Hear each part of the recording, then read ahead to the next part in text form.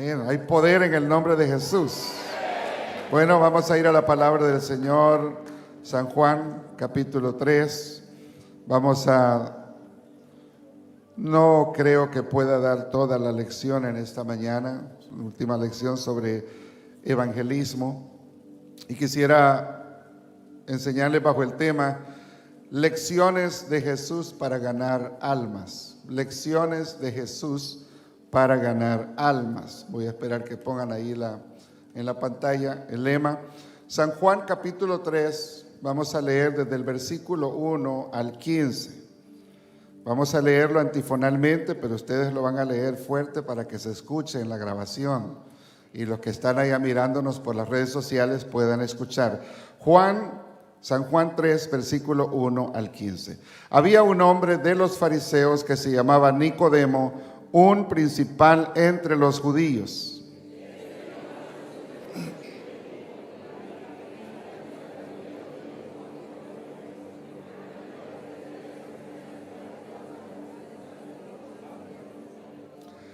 Respondió Jesús y le dijo: de cierto te digo, que el que no naciere de nuevo no puede ver el reino de Dios.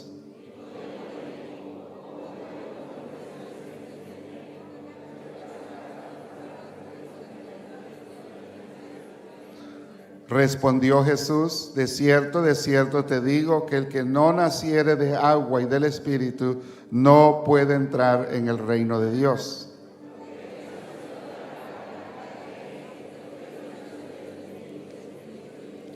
No te maravilles de que te dije, os es necesario nacer de nuevo.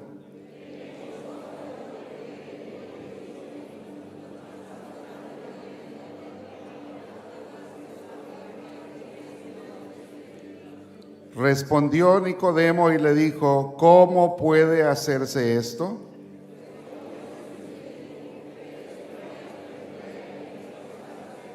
De cierto te digo que lo que sabemos hablamos y lo que hemos visto testificamos y no recibís nuestro testimonio.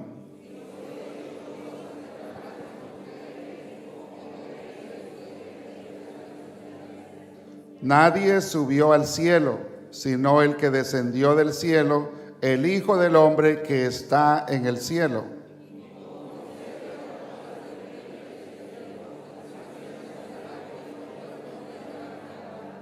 Todos el 15, para que todo aquel que en él cree no se pierda, mas tenga vida eterna. Una vez más, para que todo aquel que en él cree no se pierda, mas tenga vida eterna. Pueden sentarse, hermanos. Para concluir esta pequeña miniserie sobre el evangelismo, no podemos hablar de cómo evangelizar sin considerar, hermanos, algunas lecciones o mirar la manera en que nuestro divino Salvador, Él evangelizaba. Él ganaba a las almas, porque al estudiar los 4 evangelios, es decir, Mateo, Marcos, Lucas, Juan, podemos aprender que nuestro Señor nos dio muchas y valiosas lecciones acerca de cómo tratar con las almas, cómo tratar con aquellas personas que no tienen una relación con el Señor. ¿Qué fueron los temas que Él trató? Que llamó la atención de las personas para que algunos, como el caso de Nicodemo, él vino a Jesús, aunque sea de noche, a escondidas. Vemos también otras personas que vinieron a Él y dice que las multitudes salían a Él y algunos recorrían grandes distancias para escuchar las enseñanzas de Él, no solamente para ver los milagros. Muchas personas fueron a Jesús no solamente para recibir una sanidad o para que el Señor les solucionara un problema, no. Muchos de ellos fueron a Él, la gran mayoría, era porque les inquietó, les dio comezón en los oídos, querían saber más de la vida eterna. Y es que en realidad en todos nosotros los seres humanos hay ese deseo. Queremos saber más de lo que va a ser en el futuro. Yo creo que todos queremos saber qué es lo que va a pasar cuando nosotros muramos. De alguna manera, ya consciente o inconscientemente, nos hemos preguntado en alguna ocasión, ¿qué sucederá cuando nos morimos? ¿Qué sucede cuando cerramos nuestros ojos acá y damos el último suspiro y el alma se desprende del cuerpo? ¿Qué sucede? ¿Qué pasa? Somos conscientes de eso. Entonces, y de eso se trata el camino o el plan de salvación. Entonces yo quiero hablarles, hermanos, de algunas lecciones y que miremos algunos pasajes que nos hablan de cuáles fueron los temas que el Señor tocó, cómo el Señor se acercó a las personas para hablarles de la salvación. Porque ahora nosotros, como hijos de Dios, como iglesia, tenemos la misma función, la misión. El Señor dijo, como me envió el Padre, así yo los envío a ustedes. Y el Señor vino con una sola misión. Él vino a buscar y a salvar lo que se había perdido. Y ahora usted y yo, que hemos sido recibidos a la gracia de nuestro Salvador, y que ahora hemos dejado de ser hijos de las tinieblas para ser hijos de la luz, y que hemos dejado de ser hijos de maldición para ser hijos de Dios, ahora nosotros tenemos la obligación de compartir con otros lo que de gracia hemos recibido. Dar al conocer el conocimiento de este evangelio glorioso que trae esa esperanza de vida eterna a los corazones sedientos. Entonces, ¿qué fue? ¿Qué temas trató el Señor? ¿Cómo habló? ¿Cómo presentó el mensaje de salvación? Y estudiándolos, vamos a encontrar también que lo que funcionó para Jesús también puede funcionar con nosotros. Es decir, si nosotros aplicamos estas enseñanzas o estos principios, vamos a poder hablar de una forma práctica. Porque recuerde que los estudios dicen que hay por lo menos una tercera parte de la población del mundo, y estoy seguro que aquí en la ciudad de Houston hay miles de personas que nunca han sido confrontados con la realidad del evangelio, de tal manera que ellos tengan que tomar una decisión sí o no. Nunca han sido confrontados. Quizás han recibido un tratado, quizás han escuchado o visto un programa de televisión o han escuchado un programa radial. Quizás alguna ocasión asistieron a una iglesia, pero cuando fueron a esa iglesia ni tan siquiera se hizo la invitación a aceptar a Jesús como su Salvador. Quizás ellos fueron a un concierto musical y les gustó la música que estaban ahí porque hablaban de Jesús. Quizás muchas personas han visto La Pasión de Cristo, esa película que hace llorar a millones cuando la miran. Pero nunca han sido confrontados de tal manera que ellos tengan que decir, aquí está el plan de salvación, la decisión es tuya. ¿Lo tomas o lo rechazas? ¿Aceptas a Jesús como tu Salvador o le dices no al Señor? Y a partir de ese momento, cuando la persona rechaza, entonces, hermano, esa persona ha tomado una decisión, ha estado expuesto. Y si esa persona muere, habiendo desechado el plan de salvación por voluntad propia, no queda más, dice la Escritura, sino una horrenda expectación de fuego y juicio. Porque rechazó al autor de la salvación. Entonces, pero para que la persona sea llevada a ese punto de aceptar o no al Señor Jesús como su Salvador, primero la persona tiene que ser atraída con algo que le llame la atención. Y el que va a compartir el evangelio tiene también que mirar la manera cómo presentar el plan de salvación. Porque yo y usted no podemos llegar a una iglesia a una casa, y si esa familia es católica y tiene su santito ahí, no podemos llegar ahí, saque esos demonios de acá. No podemos llegar de esa manera. Porque no van a salir, ese ídolo no va a salir, sino usted y yo nos van a correr de esa casa. Y nos van a decir, ¿y usted quién se cree para venirme a dar de órdenes a mi casa? Como ha ocurrido en alguna ocasión, hay personas que llegan ahí, quite eso, quite aquello, no es que eso es de Disney, eso es del demonio, sáquelo de acá. Pero si son personas impías, ¿cómo se les va a hablar de esa manera? Entonces tenemos que primero presentarles el mensaje utilizando algunas lecciones que Jesús nos da. Y la primera lección es que Cristo, hermanos, enfatizó en primer lugar la necesidad de ¿qué? Díganlo todos, la necesidad de salvación de los hombres. Ese es lo primero que debemos de, cuando vamos a presentar el evangelio, tenemos que presentarle y hacerle ver a las personas que ellos están perdidos, que ellos necesitan salvación, que ellos necesitan entender eso. Y por eso es que en Lucas capítulo 15, que usted lo puede leer en su casa, encontramos 3 parábolas que nos hablan directamente una enseñanza del Señor. Y él dice, el Señor en ese pasaje habla en primer lugar de un hombre que tiene 100 ovejas. Y dice, ¿qué hombre es aquel que teniendo 100 ovejas y se le pierde una, no deja las 99 en el corral y va por los valles, va por los montes a buscar la oveja que se le ha perdido?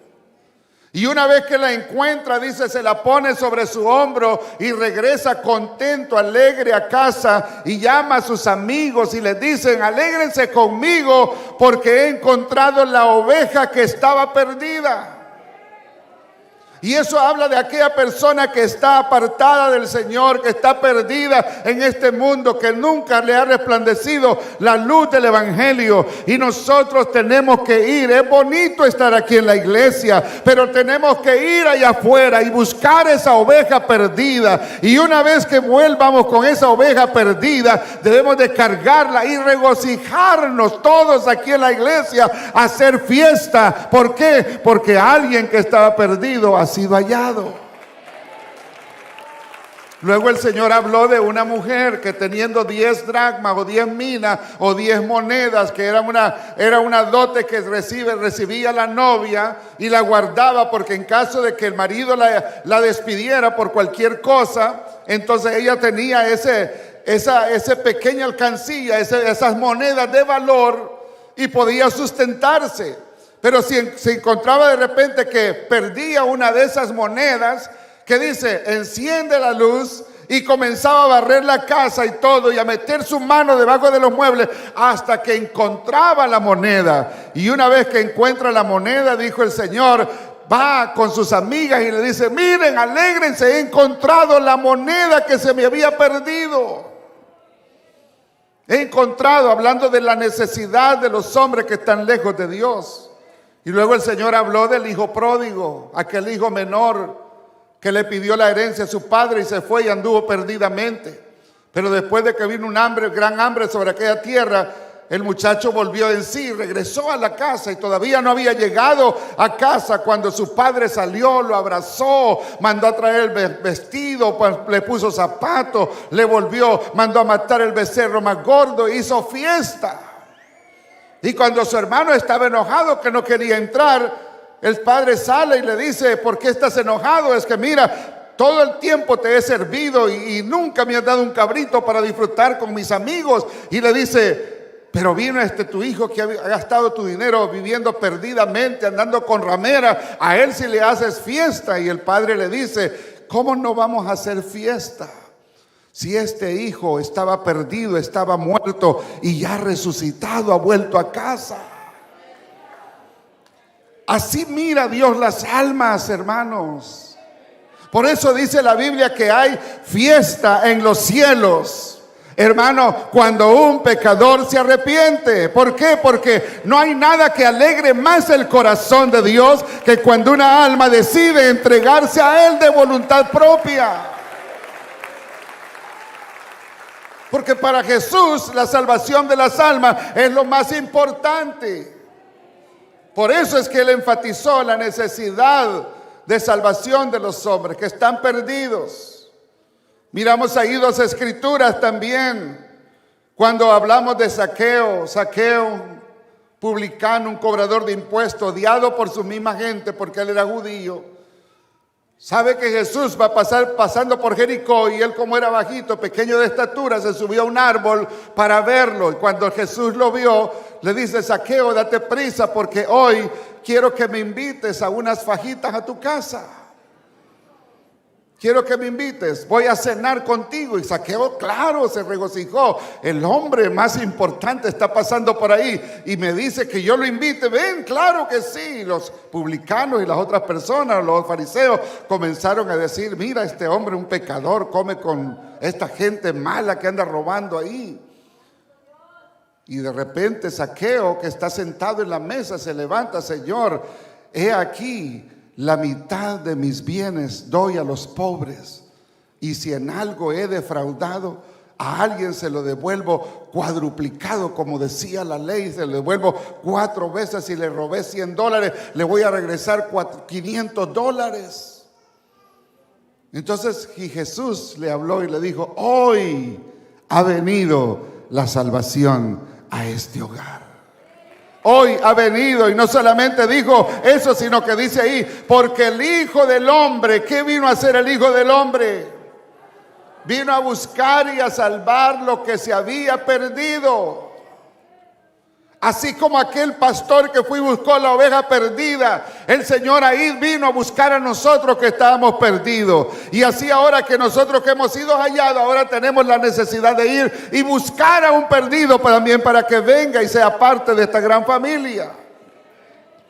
Así como aquella mujer barrió la casa para encontrar la moneda perdida, ahora usted y yo también tenemos que hacer lo mismo y regocijarnos. Porque el Hijo del Hombre vino a buscar y a salvar lo que se había perdido. En otra conversación con los discípulos, el Señor dijo estas palabras: porque ¿qué aprovechará al hombre si ganare todo el mundo y perdiere su alma? ¿O qué recompensa dará el hombre por su alma? ¿Qué vale más? ¿Los placeres de este mundo o una eternidad gloriosa con Dios en la eternidad? ¿Qué vale más? ¿Las riquezas de este mundo o una relación profunda con Jesucristo como Salvador y Señor? Cuando nos morimos, todo se queda: casas, carros, trajes, zapatos. Todo se queda. A algunos ni zapatos les pones. A los muertos no les ponen zapatos, les ponen calcetines. Y así nos vamos, con la pura ropita, una camiseta, una camisa, un trajecito, y así nos vamos.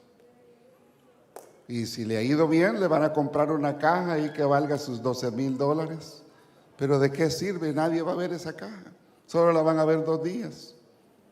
Nada nos vamos a llevar. Y el Señor dice: ¿qué provecho? ¿A qué le aprovecha al hombre si ganare todo el mundo y perdiere su alma? Amigo, hay algo tan grande que usted y yo tenemos, que es el alma.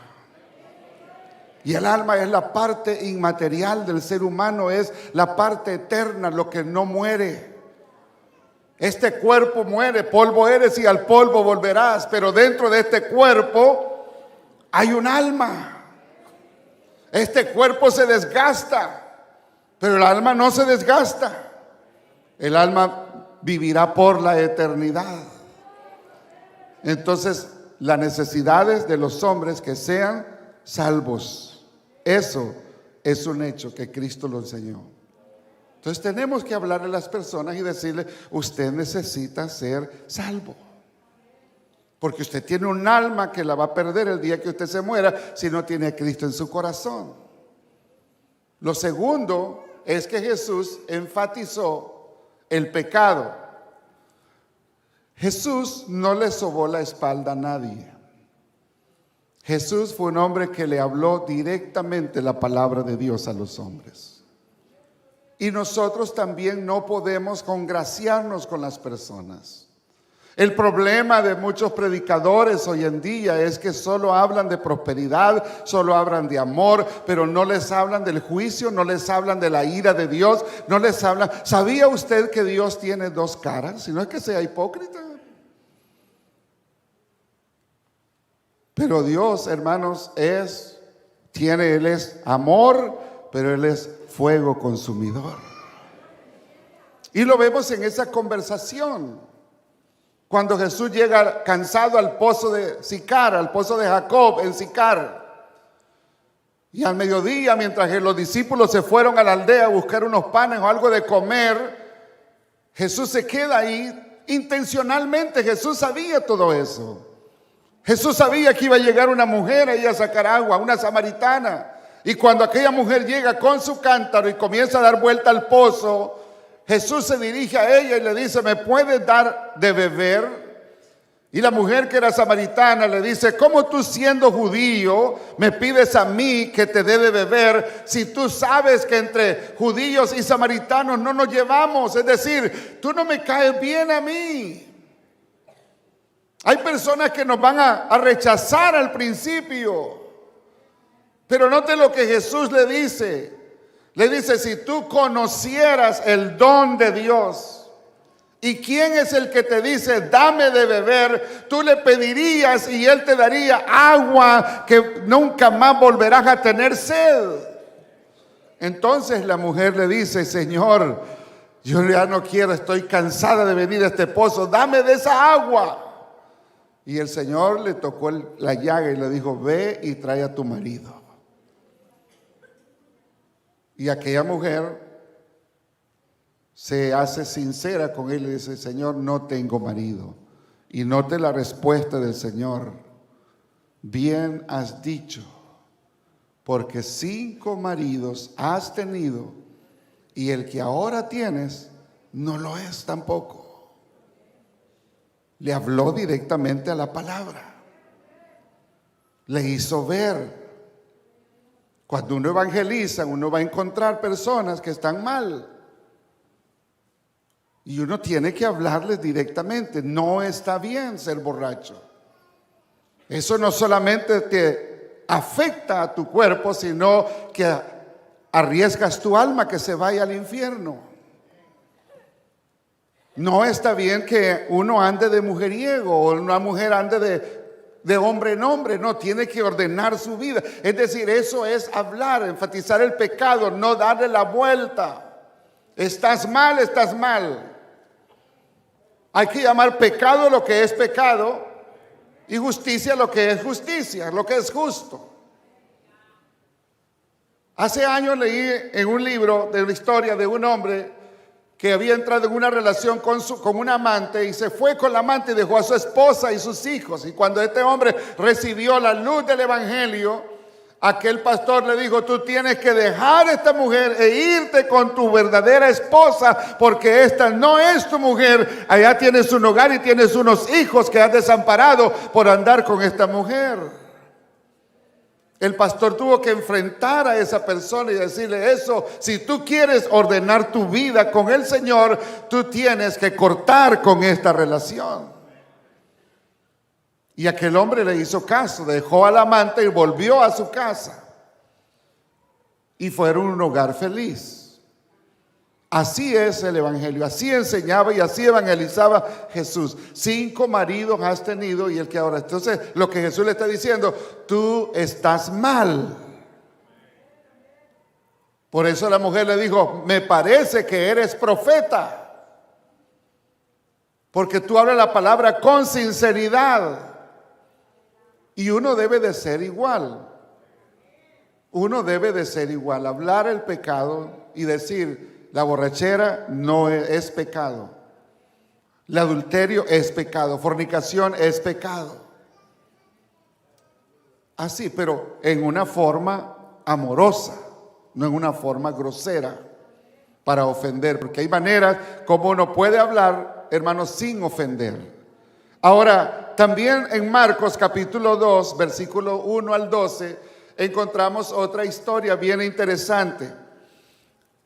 Cuando un hombre es traído que estaba paralítico y rompen el techo para bajarlo donde está el Señor enseñando, porque no pudieron meterlo ni por la puerta ni por la ventana, ya que estaba lleno el hogar. Y entonces cuando Jesús mira a ese hombre que llega delante de él, lo primero que le dice a ese hombre: hijo, tus pecados te son perdonados. Tus pecados te son perdonados. El hombre no necesitaba perdón de pecados. El hombre iba buscando una sanidad porque era paralítico. Pero note, el Señor se fue directamente al corazón del problema. No se preocupó tanto por una sanidad física o una necesidad física, sino que se fue a la necesidad más grande que tienen todos los hombres, y es la necesidad de salvación. Tú estás perdido, tú no necesitas ser sano, tú lo que necesitas es tener un encuentro con Dios. Hay personas que dicen: hermano, ore por mi hijo para que Dios lo saque de la cárcel. Se puede orar y va a salir, pero va a seguir siendo una persona que va a seguir haciendo daño, y a los 3, 4 o 6 meses va a volver a la cárcel. Lo que necesitamos es orar para que esa persona se arrepienta y se convierta en un hijo de Dios. Puede venir a orar por mi familiar que está enfermo y le han diagnosticado esta enfermedad. ¿Es ese familiar salvo? No. Entonces hay que orar para que esa persona, Dios le dé la oportunidad de ser salva. ¿Me explico, hermanos? Va usted a orar por un enfermo, no solamente ore primero, antes de orar por la enfermedad, ore por la salvación de esa alma.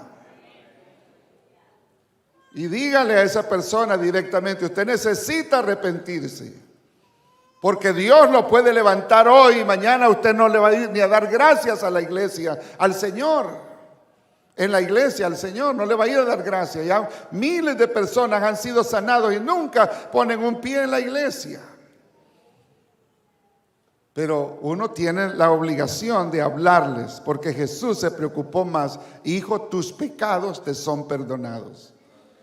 Y cuando los fariseos comenzaron a murmurar: ¿quién se cree este para decir tus pecados te son perdonados? Solo hay uno que puede perdonar pecados, y es Dios. Claro, ellos no entendían que Jesús es Dios manifestado en carne. Entonces el Señor le dijo: pues para que sepáis que el Hijo del Hombre tiene poder, tiene autoridad, tiene potestad para perdonar pecados, le dijo al paralítico: levántate, toma tu lecho y vete a tu casa. El hombre se levantó y se fue a su casa caminando. ¿Por qué? Jesús estaba mostrando la prerrogativa divina de que Él sí tiene poder para perdonar pecados. Él nos ha perdonado nuestros pecados. Y lo que el hombre necesita más es, hermano, es que es algo que tenemos que tenerlo todos en nuestro corazón: la necesidad de los hombres de ser salvos. La necesidad. Y nosotros necesitamos tener esa carga. Los hombres necesitan ser salvos. El día se acerca. La dispensación de la gracia está por terminar. En cualquier momento el que ha de venir vendrá y no tardará. Y cuando Él venga, la iglesia se va a ir en un abrir y cerrar de ojos. Pero ¿qué de aquellas personas que no son salvas? ¿Qué de aquel que no ha hecho su decisión de entregar su vida a Cristo? Por eso Jesús enfatizó, hermanos, la necesidad, le enfatizó el pecado. Enfatizó que lo más importante, el problema más grande del hombre es el pecado. Si el hombre puede encontrar la solución al pecado, alguien me decía que fumaba 40 cigarrillos al día. Con el cigarrillo que iba a tirar, encendía el otro y se la pasaba fumando. Pero cuando alguien le explicó y le dijo que el cigarrillo no solamente le iba a matar sus pulmones, sino que lo iba a llevar al infierno, esa persona dijo: hasta aquí fumo, este es el último cigarro que me fumo. Y dejó eso. ¿Por qué? Porque entendió que el problema grande de él era el pecado. En tercer lugar, Jesús enfatizó la necesidad de arrepentimiento de los hombres. Los hombres necesitan arrepentirse. En Mateo capítulo 9, versículo 13, que lo tiene ahí en la pantalla, ese pasaje, usted lo puede leer, dice: id pues y aprended lo que significa misericordia quiero y no sacrificio. Y luego dijo el Señor: porque no he venido a llamar a justos, sino a pecadores al arrepentimiento. Jesús demanda un arrepentimiento de las personas. En Lucas 15:7 digo estas palabras: y os digo que así habrá más gozo en el cielo por un pecador que se arrepiente que por 99 justos que no necesitan de arrepentimiento. ¿Y qué es arrepentimiento? Bueno, los hombres necesitan entender la necesidad del arrepentimiento, que equivale a un cambio de vida, de mente, de manera de ser, reconociendo que estamos mal delante de Dios. Y ese entendimiento, hermano, nos va a dar la facultad o el poder o la voluntad de nosotros de decir no al pecado.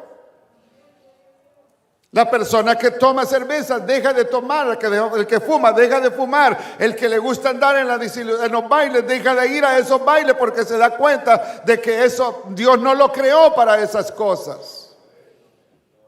Se arrepiente, deja de maldecir, deja de andar haciendo lo malo y comienza a vivir una vida recta, agradable ante los ojos de Dios. Comienza a buscar qué es lo que a Dios le agrada. Bueno, voy a hacer esto que a Dios le agrada. ¿Qué es lo que a Dios le desagrada? Ya no lo voy a hacer porque yo no quiero ofender a mi Salvador. Y eso es lo que nos mantiene de pie en el camino del Evangelio. Porque si no nos hubiéramos arrepentido, le aseguro que ninguno de nosotros estuviéramos aquí. Porque hay muchas cosas que nos atraen allá afuera en el mundo. Entonces el hombre necesita arrepentirse. Porque cuando lo hace hay fiesta en los cielos. O sea, Dios se alegra, los ángeles se alegran y la iglesia se alegra. Por un pecador que se arrepiente. El arrepentimiento es fundamental. Es sorprendente la gran cantidad de personas hoy en día que dicen ser cristianos, pero usted no ve un cambio en ellos. Para nada. Siguen su vida como si nada. No cambian en absoluto. Nada en absoluto. Ni su vocabulario, ni su manera de ser, ni su comportamiento, ni sus actitudes. Siempre siguen haciendo lo mismo. Yo conocí en una ocasión a una persona que decía que era pastor y manejaba un camión de volteo, y cada vez que él llegaba se bajaba del camión y encendía un puro grande y se comenzaba a fumar delante de nosotros que no teníamos nada de conocimiento de Dios. Y decía: yo soy pastor de la iglesia fulana de tal. Entonces, ¿dónde está el cambio? Y cuando hablaba y se enojaba decía unas palabrotas. Y decía que era pastor. Entonces la pregunta es: ¿dónde está el arrepentimiento de esa persona? Y de ahí es donde viene, hermanos, cuando dicen: oh, ya fuiste a esa iglesia, ahí te lavan el coco. Porque claro, nos lavan no solo el coco, nos lavan todo nuestro ser. Porque entonces encajamos bien en nuestra manera de pensar. Hablamos bien, nos expresamos bien, hacemos las cosas con respeto, nos comportamos bien. ¿Por qué? Porque hemos reconocido que estamos mal delante de Dios y nos arrepentimos. Amén. Gloria a Dios. Alguien diga gloria a Dios. 4. Ahí dice 3, pero es 4. O 3 ahí, ¿verdad? Estaban las escrituras que les leí ahorita. Bueno, 4. Cristo enfatizó la necesidad de un nuevo nacimiento. El nuevo nacimiento. 2 veces en el pasaje que leímos de Juan, el Salvador afirmó que solo se puede entrar al reino de Dios a través del nuevo nacimiento. Y nacer de nuevo equivale a experimentar por medio del conocimiento de la palabra y del Espíritu, un cambio radical en toda nuestra manera de vivir. Escuche bien esto, un cambio radical en toda nuestra manera de vivir. Totalmente ser diferente. Y eso fue lo que le pasó a Zaqueo. Zaqueo era un ladrón, era un extorsionador, era una persona que no tenía misericordia de los pobres. Pero cuando se convierte este hombre, vuelve a nacer, dejó de robar y se volvió en un hombre honesto y honrado. Entonces ninguna persona puede andar por ahí engañando a otros, robando a otros, adulterando cosas, hermanos, y decir, he nacido de nuevo. Si ha nacido de nuevo, tiene que haber experimentado un cambio radical en toda su manera de vivir. Deja de ser mentiroso, deja de ser ladrón, deja de ser esto, deja de ser aquello. Usted ya sabe todas las cosas malas que a Dios le desagradan. Y si usted está visitándonos por primera vez, usted sabe qué es lo malo.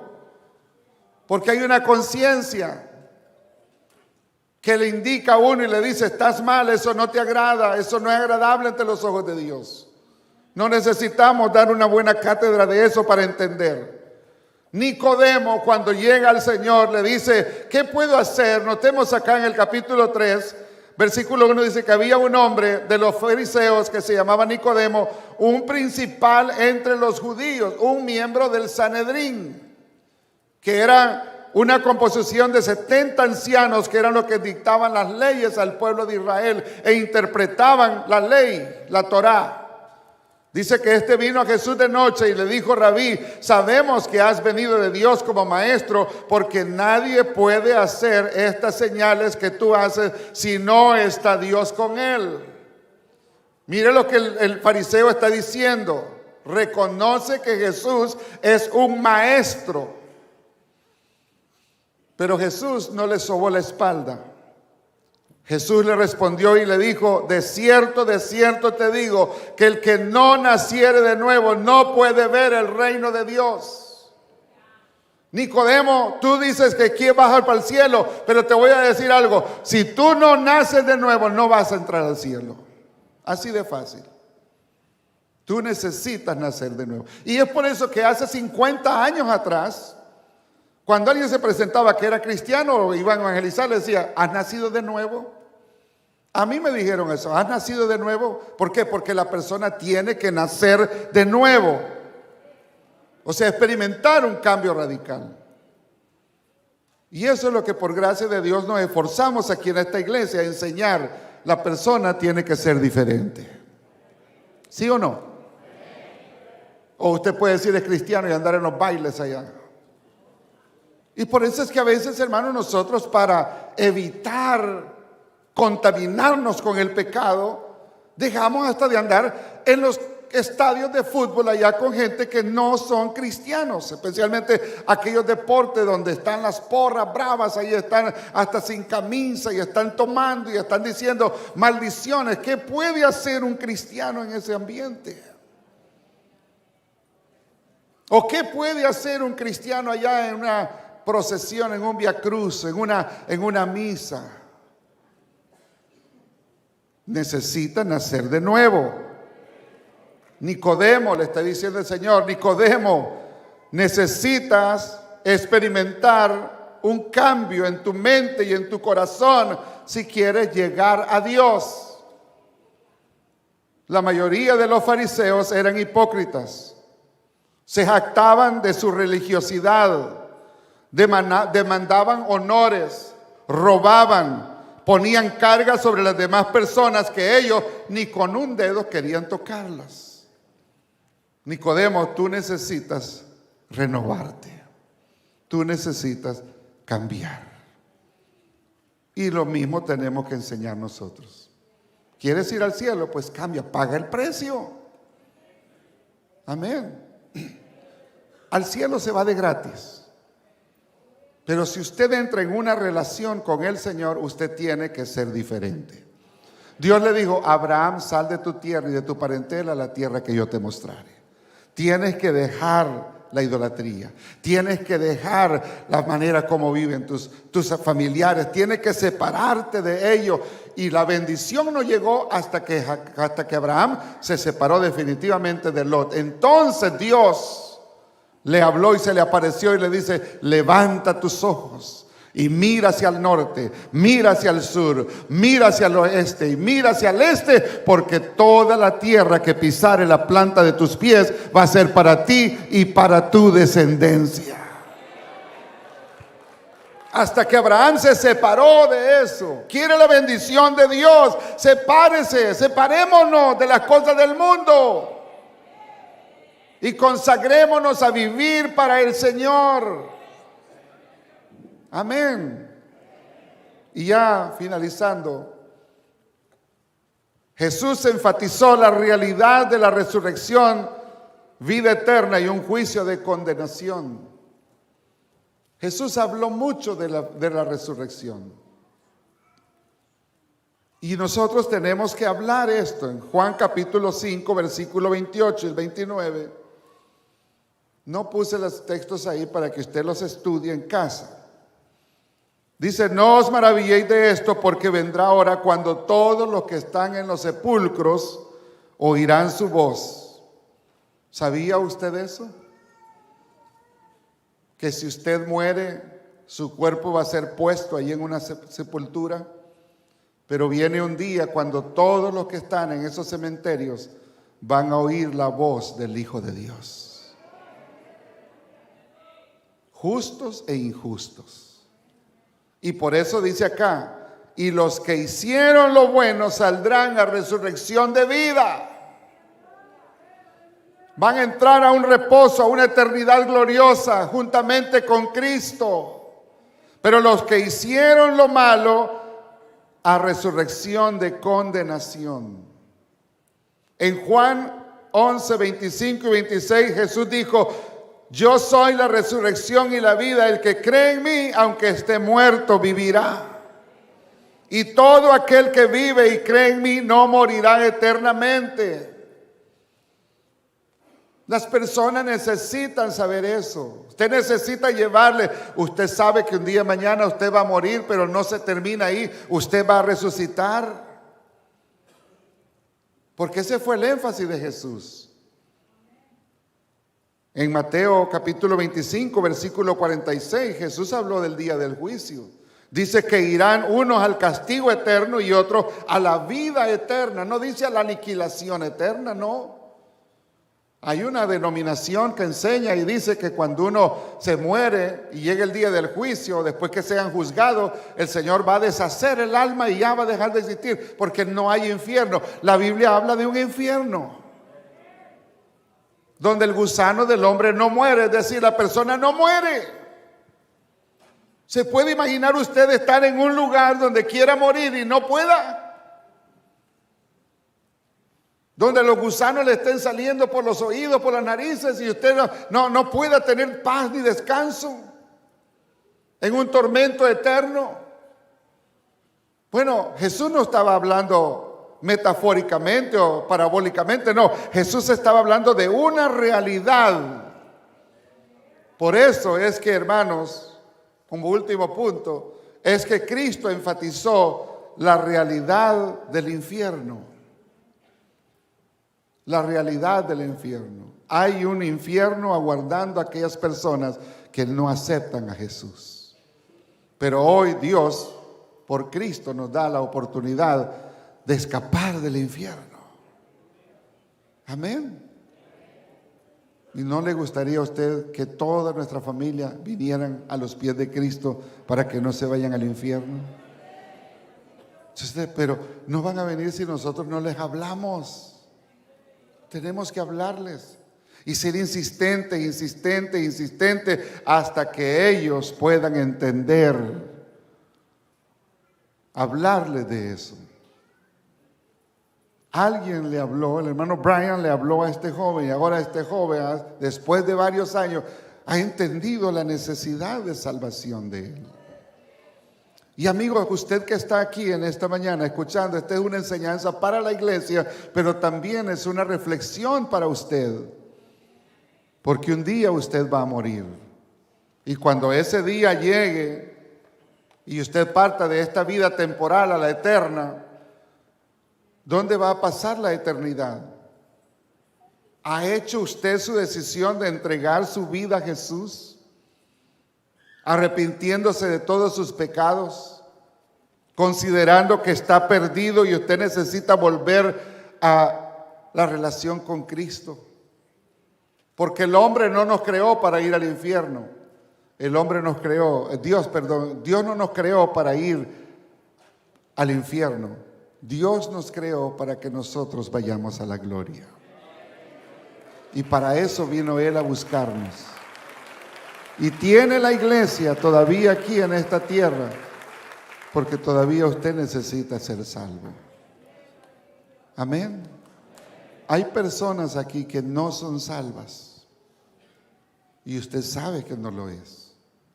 Pero en esta mañana quisiera terminar esta enseñanza diciéndole, ¿le gustaría en esta mañana dar el primer paso de fe, aceptando a Jesús como su Salvador y disponiéndose para arrepentirse y dejar esa vida de pecado al entregar usted su vida a Jesús? ¿Estaría usted dispuesto en esta mañana? Póngase en pie, iglesia. ¿Estaría usted dispuesto a entregarse a Jesús en esta mañana? Porque Jesús vino para buscar y salvar lo que se había perdido. Y yo quisiera invitar a una persona que en esta mañana pudiera decir, yo necesito ser salvo. Yo estoy dispuesto a dar el primer paso, el cambio. La salvación está compuesta de varios pasos. Primero, fe en la palabra. Segundo, un paso de arrepentimiento, que cuando usted viene a este altar y usted decide, voy a entregar mi vida a Jesús. Al arrepentirse, usted se dispone para dejar de hacer las cosas malas y comenzar a hacer las cosas bien. ¿Por qué no viene? Y una vez que usted ha entendido eso, usted da otro paso importante, que es hacerse bautizar en el nombre de Jesús para el perdón de sus pecados. Gracias a Dios por esta familia que viene acá. ¿Habrá alguna otra familia, alguna otra persona que quisiera unirse a ellos? Venir a este altar y decir, yo quiero entregar mi vida a Jesús. ¿Por qué no sales de ahí? ¿Por qué no vienes a este altar? En la mayoría de iglesias ya no se hacen llamamientos, pero aquí sí los hacemos porque nos interesa su salvación. ¿Habrá alguien más que quisiera dar el paso de fe en esta mañana? Tenemos acá una familia, 4 personas, 5 personas, gloria a Dios, 5 personas que quieren entregar su vida al Señor. ¿Te gustaría a usted ser la 6ª en este día? Si está en el balcón, no importa, puede bajar, lo esperamos. Habrá una persona más que quisiera hacer la decisión. Usted que ha venido por primera vez, usted ya es consciente, ya es responsable del plan de salvación y usted necesita hacer su decisión en Cristo. Habrá una persona más para hacer la oración en esta noche, una persona más que quisiera en esta mañana, o este mediodía ya, que quisiera entregar su vida al Señor. ¿Por qué no sales de ahí? ¿Por qué no das ese paso de fe? ¿Por qué no te unes con estos valientes que están aquí? Sigo insistiendo porque nos interesa su salvación. En esta iglesia no nos interesa el número, nos interesa la salvación de usted. Y escuche bien, nadie tiene garantizado el día de mañana. Pero este día puede marcar la diferencia en la eternidad de usted. Gracias a Dios. Vamos a hacer una oración. Y si usted lo está pensando, puede venir. Después podemos hacer la oración. Pero viene otra persona acá. Gracias a Dios porque Él ha estado ya visitándonos acá. Vamos a hacer esta oración. Y usted, iglesia, quiero que se una en oración conmigo. Vamos a orar por ellos para que Dios les dé esa convicción, así como un día nos la puso en nosotros. Y sigo insistiendo, si usted está ahí, venga, no se quede, deje ese paso de fe, no se va a arrepentir. Hagamos esta oración, iglesia, mientras los músicos nos dirigen en una alabanza, vamos a hacer esta oración. Señor Jesús, te damos gracias por estas personas que han venido, Señor. Quizás ya se les había estado hablando la palabra, pero ellos no habían hecho la decisión. Pero al pasar aquí al frente, a este altar en este día, están dando muestras de su fe, de que quieren ser salvas. Para ellos usted vino, Señor, para buscarlos y salvarlos, porque estaban perdidos. Ayúdales en el nombre de Jesús.